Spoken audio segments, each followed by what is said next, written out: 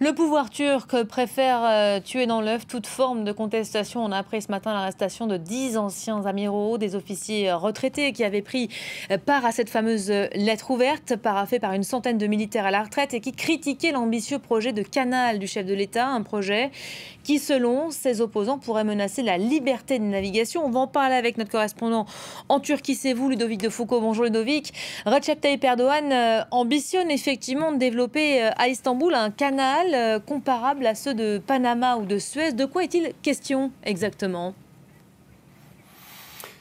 Bonjour Elisabeth, le canal Istanbul, c'est le plus grand des plus grands projets portés par Recep Tayyip Erdogan et l'AKP. Vous savez que depuis 20 ans qu'il est au pouvoir, le président turc a profondément transformé le visage de son pays avec une politique ambitieuse, acharnée, de grands travaux, des autoroutes, des tunnels, des ponts, des écoles, des hôpitaux.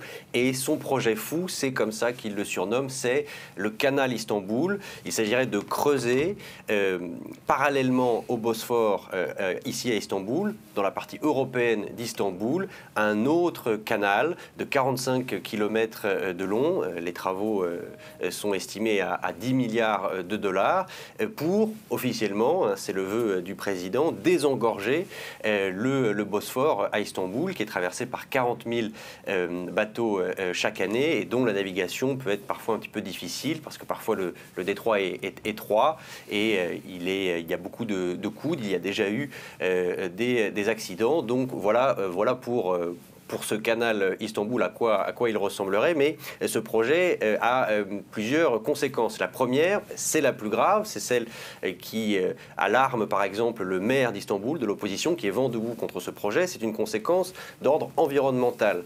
Entre la mer Noire au nord, la mer de Marmara et après la mer Méditerranée, il y a des différences de niveau de la mer, des différences de qualité de l'eau en termes de température, en termes de salinité.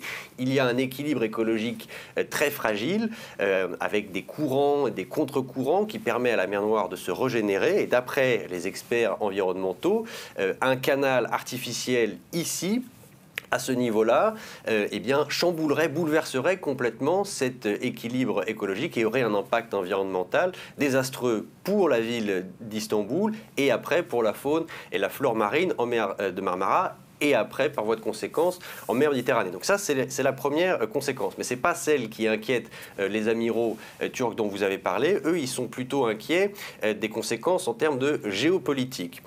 Parce que si la Turquie va de l'avant avec ce projet de canal Istanbul, ça voudrait dire que la Turquie pourrait décider de fermer le Bosphore à Istanbul à la navigation et de demander aux bateaux d'emprunter désormais cette nouvelle voie artificielle, celle-ci, donc le canal Istanbul, qui serait payant et qui permettrait éventuellement à la Turquie de décider qui passe et qui ne passe pas. Alors peut-on imaginer que la Turquie décide d'interdire l'accès à des bateaux qui arborent un pavillon d'un pays avec lesquels elle est en conflit? Qu'en est-il des vaisseaux militaires? Voilà, toutes ces questions remettraient en cause la Convention de Montreux, qui est un traité international maritime qui date de 1936 et qui garantit la liberté de passage maritime dans les détroits naturels turcs, c'est-à-dire le Bosphore et les Dardanelles, et qui permet, d'après les amiraux turcs, à la Turquie de garder une certaine neutralité dans les conflits géopolitiques mondiaux, qui est, d'après les amiraux turcs, dans l'intérêt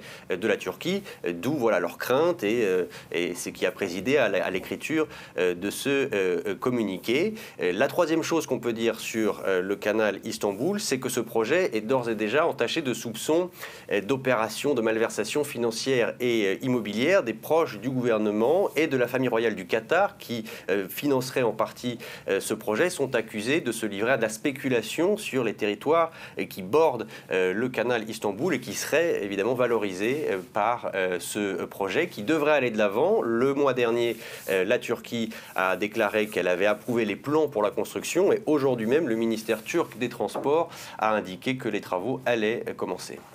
Merci beaucoup. Ludovic, peut-être une dernière question. Vous l'évoquiez, les militaires s'inquiètent donc d'une éventuelle menace qui pèserait sur la liberté de navigation, d'où cette lettre ouverte. On comprend bien ce que semble redouter aujourd'hui le pouvoir, c'est le coup d'État. Une tentative de putsch est-elle en cours dans le pays ? C'est ce que pense le gouvernement. Les militaires qui ont été arrêtés ce matin, une dizaine, sont officiellement accusés de crimes contre l'ordre constitutionnel et contre la sécurité de l'État. C'est ce qui était reproché à toutes les personnes qui ont été emprisonnées après le coup d'État manqué de 2016. Je précise que 3 autres militaires se sont vus notifier une demande de se rendre aux autorités d'ici 4 jours pour répondre à des questions. Il a d'ores et déjà été décidé de retirer à tous ces signataires leur résidence de fonction et leur personnel de sécurité qui leur est normalement garanti, étant donné leur état de service. Quand on lit cette déclaration avec nos yeux d'Européens, on ne lit pas une intention, un appel à prendre les armes pour destituer un gouvernement.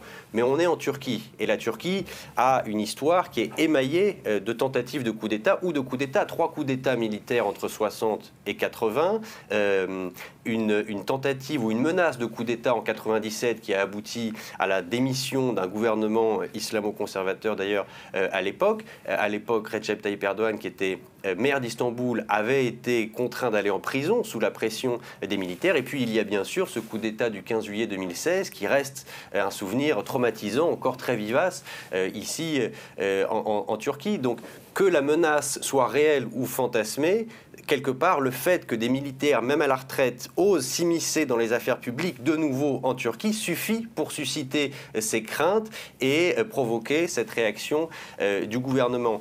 Et d'ailleurs, Recep Tayyip Erdogan, discours après discours, explique à ses concitoyens qu'ils sont toujours menacés par les ennemis intérieurs ou les ennemis extérieurs de la Turquie. Et aujourd'hui, il peut dire, regardez, vous voyez bien que j'ai raison, puisque, encore une fois, des militaires non élus, non légitimes, veulent dicter à un gouvernement démocratiquement élu sa conduite. Alors, quelles conséquences il y aura? On verra en ce qui concerne ces militaires. On voit bien que des leaders ont d'ores et déjà été désignés par le pouvoir. On peut s'inquiéter éventuellement de répression aussi contre la presse, puisque le chef de la communication présidentielle l'a déjà annoncé. Les médias qui ont osé relayer et publier cette communication signée par les 103 amiraux seraient éventuellement inquiétés, et des listes qui montrent tous ces médias, qui listent tous ces médias, circulent actuellement sur les réseaux sociaux turcs. Merci beaucoup Ludovic, en direct donc d'Istanbul après ces dernières interpellations.